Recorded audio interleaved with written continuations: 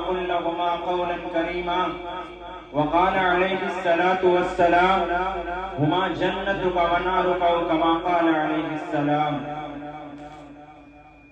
حاضرین انجمن، آج کل امت محمدیہ تاریخ کی خطرناک ترین دور سے گزر رہی ہے. جان، مال، عزت و آبرو تینوں، ایمان، ہر چیز داؤ پر لگی ہوئی ہے. اغیار نے ہر طرف سے گھیرا بندی کر لی ہے. عالم اسلام پر حکمرانی کرنے والے دشمنوں کے ہاتھ بک چکے ہیں. نوبت یہاں تک پہنچ چکی ہے کہ شعائر اسلام پر بھی خطرات کے بادل منڈلانے لگے ہیں. تباہی کا اصل اور بنیادی سبب انسان کا اپنے خالق و مالک خدائے ذوالجلال کی نافرمانی کرنا اور بندوں کا اس کے احکامات کی خلاف ورزی کرنا ہے. میرے پیارو، جب آقا و مولا ہی ناراض ہوگا تو ہر تدبیر الٹ جائے گی اور انسان اپنے کیے کی سزا بھگتنے لگے گا. چنانچہ اس وقت معاشرہ جن برائیوں اور خرابیوں میں مبتلا ہے، ہر شخص اس کے مذموم اور برا گندہ اثرات سے دوچار ہے. بزرگوں کی تاریخ پڑھ کر ان کی خوبیوں کو یاد کر کے آج لوگ خون کے آنسو بہا رہے ہیں. لیکن میرے پیارو، غور کرنے سے معلوم ہوتا ہے کہ معاشرے کی یہ بے رہ روی خود بخود وجود میں نہیں آئی، بلکہ اس کے لانے میں معاشرے کا اپنا ہاتھ بھی ہے. اگر آج کا مسلمان اپنی اولاد کو اس تعلیم و تربیت سے آراستہ کرتا جس سے ہمارے بزرگوں نے اپنی اولاد کو آراستہ کیا تھا، تو یقیناً میں یہ بات یقین کے ساتھ کہتا ہوں، آج یہ قوم ذلت کے گہرے گار میں نہ جاتی اور والدین کے گریبان پر ہاتھ نہ ڈلتا. آج بھی ہماری تمام تر بیماریوں کا علاج ہو سکتا ہے، بشرطے کہ ان مریضوں کو قرآن و سنت کی دارالشفا کی طرف لایا جائے.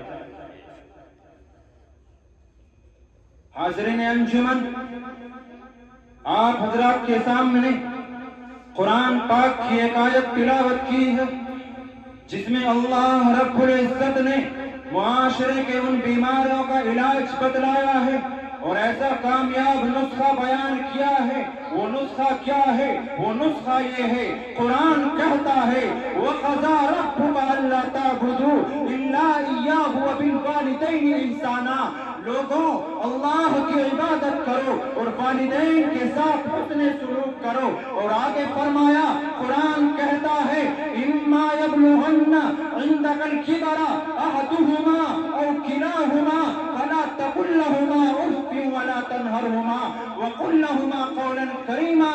اگر تیری موجودگی میں ان میں سے ایک یا دونوں بڑھاپے کو پہنچ جائیں تو ان کو اف تک نہ کہنا، نہ ان کو ڈانٹ ڈپٹ کرنا. میرے پیاروں، ان کے ساتھ ادب و احترام سے بات چیت کرنا. اور آگے والی آیت کے اندر بھی والدین کے ساتھ حسن سلوک کا حکم دیا گیا.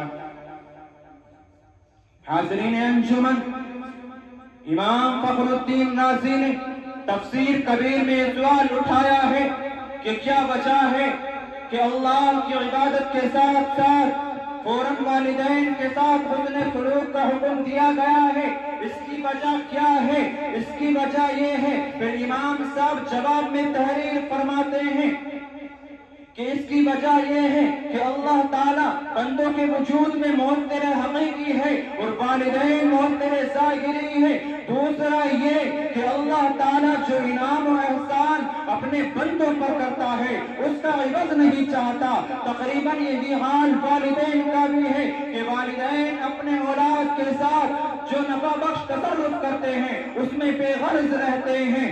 تیسرا یہ کہ اللہ رب العزت اپنے بندوں کی اطاعت و عبادت کو خوب پھولنے پھلنے کا موقع دیتا ہے، اعمال فانیہ کو اعمال باقیہ بنا دیتا ہے اور قلیل کو کثیر بنا دیتا ہے. قرآن کہتا ہے مثل الذین ينفقون اموالهم فی سبیل اللہ کمثل حبۃ انبتت سبع سنابل فی کل سنبلۃ مئۃ حبۃ. ان لوگوں کی مثال جو اللہ کے راستے میں مال خرچ کرتے ہیں اس دانے جیسی ہے جس سے 7 دانے نکلے اور ہر بال میں 100 دانے ہو. اسی طرح والدین بھی اولاد کے مال میں نفع بخش تصرف کرتے ہیں.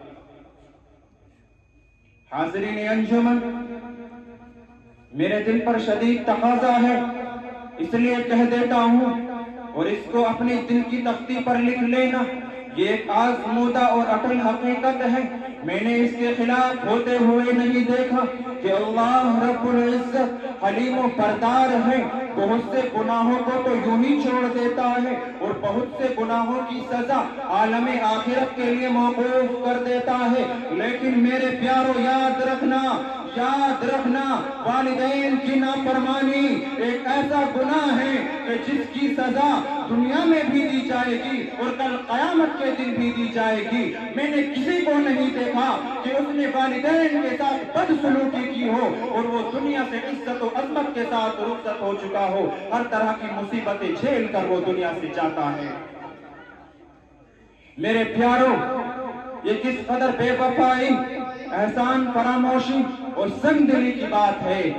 کل جب ہمارے والدین طاقتور اور توانا تھے اور ہم ضعیف تھے تو انہوں نے اس وقت ہم پر مال خرچ کرنے میں دریغ سے کام نہیں لیا۔ لیکن میرے پیارو، یہ کس قدر بے وفائی ہے۔ آج جبکہ صورتحال برعکس ہو گئی، والدین اپنی جان کھپاتے کھپاتے اولاد کے محتاج ہو گئے، تو میرے پیارو، اولاد کے لیے کتنی سنگ دلی، احسان فراموشی کی بات ہوگی کہ اولاد ان والدین کے ساتھ تعامل سے کام لے۔ آج اولاد والدین کے حقوق کو بھول گئی، ماں کو جھڑک دینا، پیارے باپ کے گریبان پر ہاتھ ڈال دینا۔ میرے پیارو، یہ اولاد کے لیے بہت ہی آسان ہو گیا۔ اللہ تعالیٰ سب کو معاف کر سکتا ہے، لیکن والدین کی نافرمانی کبھی معاف نہیں کی جائے گی۔ یہ میں اپنی طرف سے نہیں کہتا، اسے قرآن کہتا ہے۔ اللہ تعالیٰ ہم سب کو والدین کے ساتھ حسن سلوک کی توفیق عطا فرمائے، ان کی قدردانی کی توفیق عطا فرمائے، ان کا سایہ ہمارے اوپر تاجر اور قائم فرمائے۔ آمین۔ وما توفیقی الا باللہ۔